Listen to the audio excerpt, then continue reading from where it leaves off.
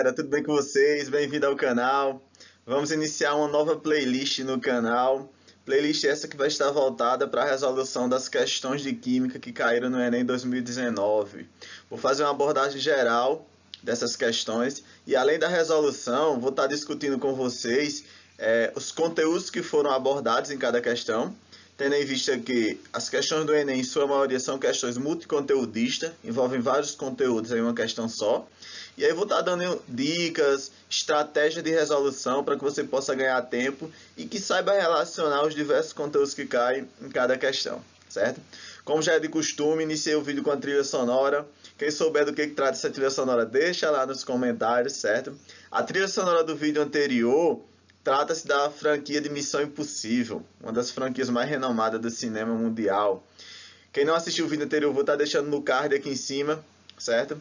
E a trilha sonora desse vídeo, como já é de costume, eu vou estar divulgando no próximo vídeo, certo? Antes de iniciarmos o vídeo, vocês já sabem, quem não for inscrito, se inscreve lá no canal, ativa o sininho para ficar por dentro de todas as novidades que vem e compartilha com os amigos. Se você gostar, não se esqueça de dar um like, certo? Então vamos iniciar. Vou estar resolvendo com vocês o caderno amarelo, respondendo com vocês as questões do caderno amarelo. Lá na descrição do vídeo eu vou estar deixando também qual a questão, essa questão ela estava presente em qual questão nos outros cadernos, certo? Aqui está tendo as questões do caderno amarelo. Começando com a questão número 93 do caderno amarelo. Vamos começar fazendo a leitura da questão. A questão fala o seguinte, ó. Em 1808, Dalton publicou seu famoso livro intitulado Um Novo Sistema de Filosofia Química. Deixa eu pegar aqui o Lace. Um Novo Sistema de Filosofia Química, no qual continha os 5 postulados que servia como alicerce da primeira teoria atômica da matéria, fundamentada no método científico. Esses postulados são numerados a seguir. Primeiro, a matéria é constituída de átomos indivisíveis. Segundo, todos os átomos de um dado elemento químico são idênticos em massa e em todas as outras propriedades. Terceiro, diferentes elementos químicos têm diferentes tipos de átomos, em particular, seus átomos têm diferentes massas. Quarto, os átomos são indestrutíveis e nas reações químicas mantêm suas identidades. E quinto, átomos de elementos químicos combinam com átomos de outros elementos em proporções de números inteiros pequenos para formar compostos. Concluindo a pergunta, após o modelo atômico de Dalton, outros modelos baseados em outros dados experimentais evidenciaram, entre outras coisas, a natureza elétrica da matéria, a composição e organização do átomo e a quantização da energia no modelo atômico. Certo? Então, isso é o enunciado da questão. Com base no modelo atual, que descreve o átomo, qual dos postulados de Dalton ainda é considerado correto? Então, veja que é uma questão que trata de modelo atômico. Trata de modelos atômicos, a evolução dos modelos atômicos. E ele traz aqui consigo os postulados do modelo atômico de Dalton, que foi o primeiro modelo atômico experimental. Então, antes de irmos para a resolução, vamos relembrar um pouco o que tratava os principais modelos atômicos, o que dizia cada um deles, e ver para a gente estar analisando a evolução de um para o outro. E aí, vamos começar primeiro, a ideia dos modelos atômicos, ela surgiu com os filósofos. Primeiro, Demócrito e Leucipo foram os primeiros a colocar a ideia de átomo, que a matéria, se você pegasse uma matéria qualquer, fosse dividindo em frações cada vez menores, chegaria a um ponto que não dividia mais, a essa partícula indivisível foi chamada de átomo. A definição da palavra átomo vem do grego, de parte não divisível, digamos assim. Teve outra teoria, fundamentada principalmente por Empédocles, que era outro filósofo grego, que era a teoria dos 4 elementos. Segundo ele, tudo que tem, toda a matéria no universo era formada pela combinação de 4 elementos. A terra, a água, o ar e o fogo. Mas aí, o primeiro modelo atômico experimental mesmo que teve foi o modelo atômico de Dalton, certo? E o modelo atômico de Dalton, ele é um modelo pautado naqueles 5 postulados que foram citados, mas que é um modelo bem simples e algumas coisas desse modelo, a grande maioria, foram ultrapassadas. Primeiro, de forma bem direta, para Dalton, o átomo seria uma esfera totalmente maciça, indivisível, indestrutível e que não possuía carga elétrica. Modelo esse que é conhecido na literatura como o modelo da bola de bilhar, fazendo analogia a uma bola de bilhar. Então, para Dalton não era possível destruir, era indivisível, não tinha cargas elétricas, certo? Então, esse foi o modelo de Dalton. Depois de Dalton veio o cara chamado Thomson, e no modelo de Thomson foi o modelo que teve a descoberta da primeira partícula subatômica, os elétrons. Na visão de Thomson, o átomo já seria diferente do que propunha Dalton. Thomson disse que o átomo não seria indivisível, e sim, seria divisível, teriam partículas menores dentro dele, partícula subatômica, que foi a descoberta dos elétrons. A descoberta dos elétrons foi datada no modelo atômico de Thomson. Então, para Thomson, o átomo seria o quê? Seria uma esfera essa de carga elétrica positiva, só que o que Dalton falava do átomo não ter cargas elétricas, Thomson disse o seguinte: o átomo seria uma espécie eletricamente neutra. O que isso quer dizer? Que existiriam partículas de carga elétricas diferentes, carga positiva e carga negativa, e que essas cargas se neutralizavam uma com as outras. Então, para Thomson, o átomo seria uma esfera dotada de carga positiva, e dentro dessa esfera estariam imersos pequenas partículas de carga elétrica negativa, partículas essas que são os elétrons, certo? Então ele fez uma analogia a um pudim com uvas passas dentro desse pudim. Por isso que na literatura o modelo de Thomson é conhecido como modelo do pudim de passas. Então, esfera de carga positiva, e dentro dele teria partículas de carga negativa que seriam os elétrons, certo? Após Thomson veio o cara chamado Ernest Rutherford, que o modelo de Rutherford ele foi pautado principalmente naquele experimento clássico, que é o experimento do bombardeamento de lâminas de ouro.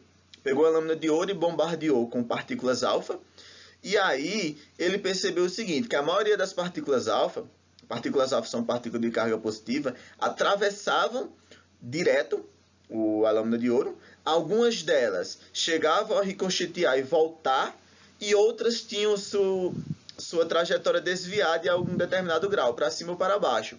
E aí ele pôde prever o seguinte, ele disse, não, o átomo ele é um grande vazio, porque a maioria das partículas passam direto, e deve ter uma única parte maciça, que se localiza no núcleo desse átomo, e essa parte tem que ter carga positiva, porque as partículas alfa eram repelidas por essa parte.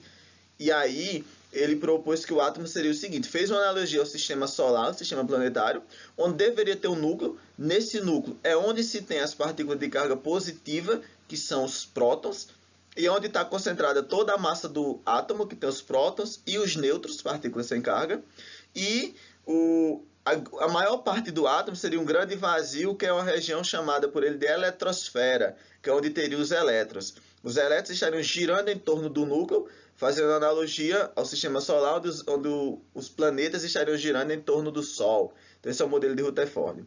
E depois de Rutherford tem o modelo de Bohr, que é o modelo das órbitas quantizadas.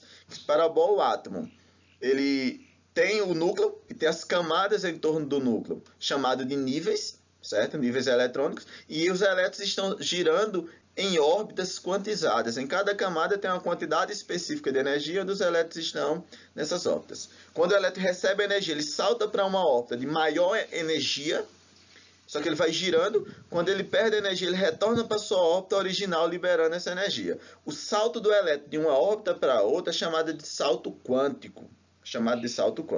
Certo? Então, o modelo de Bohr é o modelo das órbitas quantizadas. Esse modelo é o que descreve, por exemplo, a distribuição eletrônica, um ponto extremamente importante lá na química.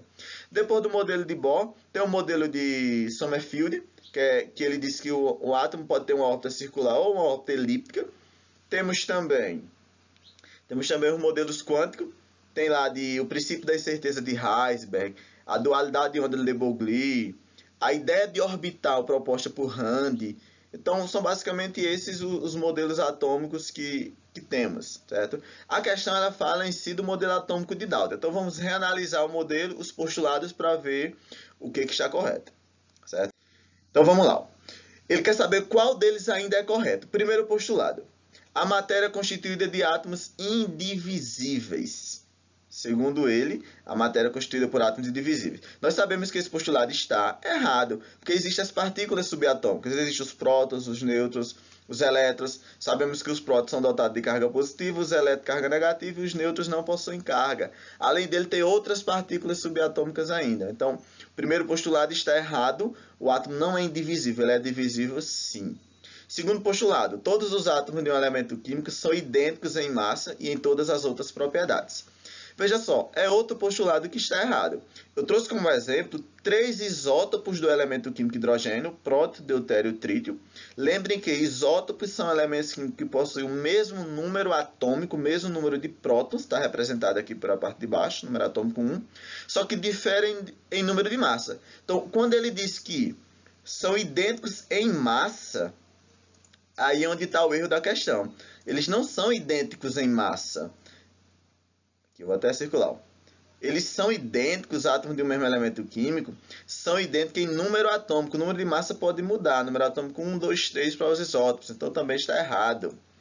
O terceiro postulado, diferentes elementos químicos têm diferentes tipos de átomos. Em particular, seus átomos têm diferentes massas. Também está errado. Por exemplo, eu trouxe aqui como exemplo o átomo de ferro e o átomo de cobalto. Veja que são elementos químicos diferentes. O que difere um elemento químico caracteriza o seu número atômico, o número atômico 26 do ferro e 27 do cobalto, só que tem diferentes números de massa. São iguais números de massa, perdão. São o que a gente chama de isóbaros. Então, pode sim ter elementos químicos diferentes com o mesmo número de massa. E aqui, quando ele fala na questão, diferentes massas, está errado. Nem todos os elementos químicos têm diferentes massas. Eu posso ter elementos químicos diferentes com o mesmo número de massa, como representado aqui nessa questão, que é o caso dos isóbaros. Certo? O quarto postulado fala: os átomos são indestrutíveis e nas reações químicas mantêm suas identidades. Também está errado. Um exemplo clássico é o exemplo da fissão nuclear. A fissão nuclear, estou tomando como exemplo aqui o átomo de urânio, onde ele é bombardeado por nêutrons. Essas bolinhas azuis estão representando nêutrons. E ao ser bombardeado por nêutrons livres, ocorre uma quebra do núcleo do átomo, uma transmutação, e o átomo de urânio vai se transformar, por exemplo, aqui em átomo de bário e criptônio. E além disso, libera mais 3 outros nêutrons livres que vão colidir com outros núcleos de urânio, vão liberar mais outros átomos, mais nêutrons livres, uma reação que a gente chama de reação em cadeia. Essa reação é uma reação extremamente exotérmica, libera muita energia. É a reação que está presente, por exemplo, na bomba nuclear, certo? É um exemplo aqui de fissão nuclear, quebra. O contrário da fissão nuclear seria a fusão nuclear, que é o que ocorre, por exemplo, no Sol, onde átomos de hidrogênio se juntam para formar novos elementos, são átomos de hélio, certo? A bomba H, por exemplo, a bomba de hidrogênio, utiliza o processo da fusão nuclear. Tanto a fissão quanto a fusão nuclear transforma elementos químicos em outros elementos químicos. Por exemplo, quando um átomo ele emite radiação, emite uma partícula alfa, por exemplo, ou uma partícula beta, ele se transforma em outro elemento. Então, o que diz aqui o quarto postulado está errado. Lembrando que a fissão e a fusão nuclear, ambos são processos exotérmicos que liberam muita energia, certo? E o quinto postulado, os átomos de um elemento químico combinam com átomos de outros elementos químicos em proporções de números inteiros pequenos para formar compostos. Esse postulado é o postulado que está correto, certo? Como exemplo, trouxe aqui a reação do gás hidrogênio reagindo com gás oxigênio para formar água. Então veja que os átomos eles combinam entre si por meio de reações químicas para formar novas moléculas, novas substâncias, onde essas substâncias vão ter proporções entre os átomos. Por exemplo, aqui está formando 4 átomos de hidrogênio reagindo com 2 átomos de oxigênio para formar 4 átomos de hidrogênio e 2 átomos de oxigênio. Veja que a proporção entre eles é de 4 hidrogênio para 2 oxigênio, certo? A proporção entre os dois. E nesse caso aqui, é a mesma coisa que ser a proporção, por exemplo, 2 para 1. 4 para 2 é o mesmo que a proporção de 2 para 1. Essa relação é conhecida como lei de Dalton, certo? É conhecida como lei de Dalton. Então, de todos esses postulados, o postulado que está correto é o postulado 5, onde ele diz justamente isso daqui. Átomos de elementos químicos combinam com átomos de outros elementos em proporções de números inteiros pequenos para formar compostos. Então, o gabarito dessa questão seria a letra E. É o único postulado dentre esses que ainda é correto e que é aceito hoje em dia. Então veja que foi uma questão muito boa. Questão que falou sobre a evolução dos modelos atômicos, você precisava ter esse conhecimento do que tinha cada modelo. Uma questão que deu para relacionar com semelhanças químicas, isótopos, isóbaros, certo? Que é as semelhanças químicas. Uma questão que teve aplicações lá da radioatividade, para entendermos o postulado 3, postulado 4, perdão. Teve aplicações da radioatividade. E uma questão bem tranquila. Questão que você precisava lembrar dessas teorias, mas que dava para você desenvolver com tranquilidade. Certo? Então, gabarito dessa questão. Questão 93, caderno amarelo. Gabarito letra E, 5. Então, galera, foi um prazer estar com vocês. Espero que vocês tenham entendido a questão. Qualquer dúvida que surgir, você pode deixar aí nos comentários. Eu vou estar respondendo. Certo? E se você gostou, não se esquece.